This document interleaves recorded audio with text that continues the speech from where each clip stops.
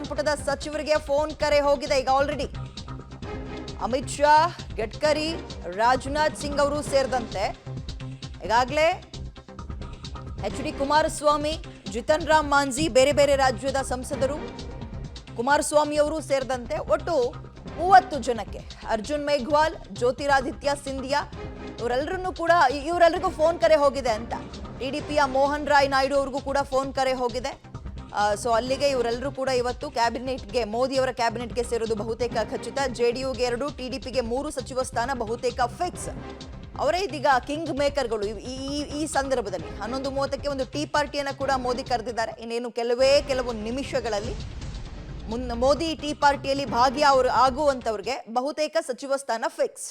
3ನೇ ಬಾರಿಗೆ ಪ್ರಧಾನಮಂತ್ರಿಯಾಗಿ ಪ್ರಮಾಣ ವಚನ ಸ್ವೀಕಾರ ಮಾಡ್ತಿದ್ದಾರೆ. ಈ ಹಿನ್ನೆಲೆಯಲ್ಲಿ ರಾಜ್ಯದ ಬಹುತೇಕ ನಾಯಕರು ಈಗ ದೆಹಲಿಗೆ ಬಂದಿದ್ದಾರೆ. ನಮ್ಮ ಜೊತೆಗೆ ಬಿಜೆಪಿಯ ರಾಜ್ಯಾಧ್ಯಕ್ಷ BY ವಿಜೇಂದ್ರ ಅವರಿದ್ದಾರೆ. ಬನ್ನಿ ಮಾತಾಡ್ಸೋಣ. ಸರ್, ನರೇಂದ್ರ ಮೋದಿ ಅವರು ಹ್ಯಾಟ್ರಿಕ್ ಸಾಧನೆಯನ್ನು ಮಾಡ್ತಿದ್ದಾರೆ. ನೆಹರು ಅವರು ಆದ ಬಳಿಕ ಈ ಸಾಧನೆ ಮಾಡ್ತಾ ಇರುವಂಥ 2ನೇ ವ್ಯಕ್ತಿ. ಹೇಗೆ ಅನಿಸ್ತಿದೆ?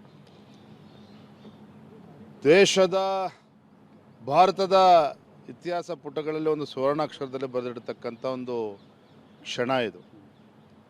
ತಾವೇ ಹೇಳಿದಾಗೆ ಸ್ವಾತಂತ್ರ್ಯ ಬಂದ ನಂತರ ಒಂದು ಕಾಂಗ್ರೆಸ್ಸೇತರ ಪಕ್ಷಕ್ಕೆ ಮೊದಲ ಬಾರಿ ಇಂಥ ಒಂದು ಅವಕಾಶ ಸಿಕ್ಕಿದೆ ಅನ್ನೋದಕ್ಕಿಂತ ಮಿಗಿಲಾಗಿ ನರೇಂದ್ರ ಮೋದಿಜಿಯವರ ಕಳೆದ 10 ವರ್ಷಗಳ ಅವರ ಒಂದು ಕಾರ್ಯವೈಖರಿ, ಈ ದೇಶವನ್ನು ಮುನ್ನಡೆಸಿರ್ತಕ್ಕಂಥ ಒಂದು ಏನು ಮುನ್ನಡೆಸಿದ್ದಾರೆ, ಯಾವ ರೀತಿ ಬೇರೆ ಬೇರೆ ಕ್ಷೇತ್ರದಲ್ಲಿ ಅಭಿವೃದ್ಧಿಯನ್ನು ಕಾಣ್ತಕ್ಕಂಥ ಕೆಲಸ ಆಗಿದೆ.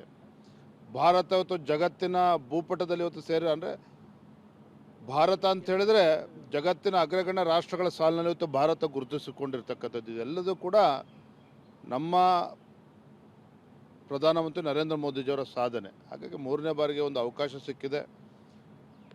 ಜನರ ಬಯಕೆನೂ ಕೂಡ ಅದು, ದೇಶದ ಪ್ರತಿಯೊಬ್ಬರು ಕೂಡ ಬಯಕೆ ಅದು. ಇವತ್ತು ಆ ಬಯಕೆ ಇವತ್ತು ಈಡೇರ್ತಾ ಇದೆ. ನಮ್ಮೆಲ್ಲರ ಕನಸು ಇವತ್ತು ನನಸಾಗಿದೆ. ಸರ್, 1962ರ ಬಳಿಕ 3 ಸರಿ ಯಾವ ಪಕ್ಷವೂ ಕೂಡ ಅಧಿಕಾರಕ್ಕೆ ಬಂದಿರಲಿಲ್ಲ, ಅಥವಾ ಯಾವ ಒಕ್ಕೂಟವೂ ಕೂಡ ಅಧಿಕಾರಕ್ಕೆ ಬಂದಿರಲಿಲ್ಲ. BJP ಅಂಥದ್ದೊಂದು ಸಾಧನೆಯನ್ನು ಈಗ ಮಾಡ್ತಾ ಇದೆ. ಆದರೆ ವಿರೋಧ ಪಕ್ಷಗಳು ಒಂದು ಟೀಕೆಯನ್ನು ಮಾಡ್ತಾ ಇರುವಂಥದ್ದು, ಇದೊಂದು ಕಿಚಡಿ ಸರ್ಕಾರ, ಇದು ಭಾಳ ದಿನ ಉಳಿಯಲ್ಲ, 1 ವರ್ಷದಲ್ಲಿ ಪತನ ಆಗುತ್ತೆ ಅನ್ನೋ ರೀತಿಯಲ್ಲಿ. ಒಂದು ಈ ಸಂದರ್ಭ ನನಗೆ ನಗಬೇಕೋ ಅಳಬೇಕೋ ಗೊತ್ತಿಲ್ಲ. ಲೋಕಸಭಾ ಚುನಾವಣೆ ಫಲಿತಾಂಶ ಬಂದಾಗ ಕಾಂಗ್ರೆಸ್ ಅವರ ಉತ್ಸಾಹ ನೋಡಿದ್ರೆ, ಅವರ ಹೇಳಿಕೆಗಳನ್ನು ನೋಡಿದರೆ ಇವರೇ ಅಧಿಕಾರಕ್ಕೆ ಬಂದಿದ್ದಾರೆ ಕೇಂದ್ರದಲ್ಲಿ ಅನ್ನೋ ಭಾವನೆ ಬಂದಂತ ಆಗಿತ್ತು. ಕಾಂಗ್ರೆಸ್ ನೋಡಿ ಇವತ್ತು ಕೂಡ 99ರಲ್ಲೇ ಇರೋದು, 100 ಗಡಿನೂ ಕೂಡ ದಾಟಿಲ್ಲ.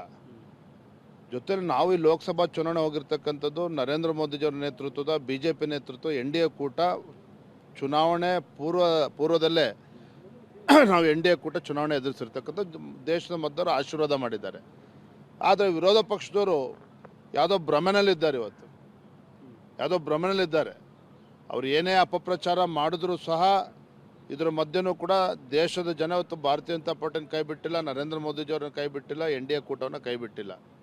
ಹಾಗಾಗಿ ನನಗೆ ವಿಶ್ವಾಸ ಇದೆ, ವಿರೋಧ ಪಕ್ಷಗಳ ಆರ್ಭಟದ ನಡುವೆನೂ ಸಹ ಮೋದಿಜಿ ನೇತೃತ್ವದ ಭಾರತೀಯ ಜನತಾ ಪಾರ್ಟಿ ನೇತೃತ್ವ NDA ಕೂಟ ಸುಭದ್ರವಾಗಿರ್ತದೆ.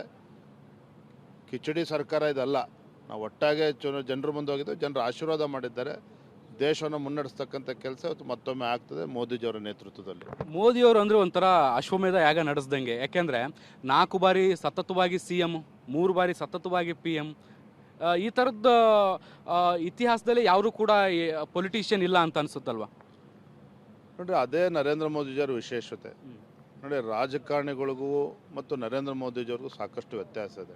3ನೇ ಬಾರಿಗೆ ಪ್ರಧಾನಮಂತ್ರಿಯಾಗಿ ಪ್ರಮಾಣ ವಚನ ಸ್ವೀಕಾರ ಮಾಡ್ತಿದ್ದಾರೆ. ಈ ಹಿನ್ನೆಲೆಯಲ್ಲಿ ರಾಜ್ಯದ ಬಹುತೇಕ ನಾಯಕರು ಈಗ ದೆಹಲಿಗೆ ಬಂದಿದ್ದಾರೆ. ನಮ್ಮ ಜೊತೆಗೆ ಬಿಜೆಪಿಯ ರಾಜ್ಯಾಧ್ಯಕ್ಷ BY ವಿಜೇಂದ್ರ ಅವರಿದ್ದಾರೆ. ಬನ್ನಿ ಓಕೆ, ಬಿಜೆಪಿಯ ರಾಜ್ಯಾಧ್ಯಕ್ಷ BY ವಿಜೇಂದ್ರ ಅವರು ಇಷ್ಟು ತನಕ ಮಾತಾಡ್ತಾ ಇದ್ರು. ಸರಿಸಾಟಿ ಇಲ್ಲದ ಪ್ರಗತಿ ಹಂತವನ್ನ ಮುಂದಿನ 5 ವರ್ಷದಲ್ಲಿ ಮೋದಿಯವರ ನೇತೃತ್ವದಲ್ಲಿ ನಮ್ಮ ದೇಶ ಕಾಣುತ್ತೆ.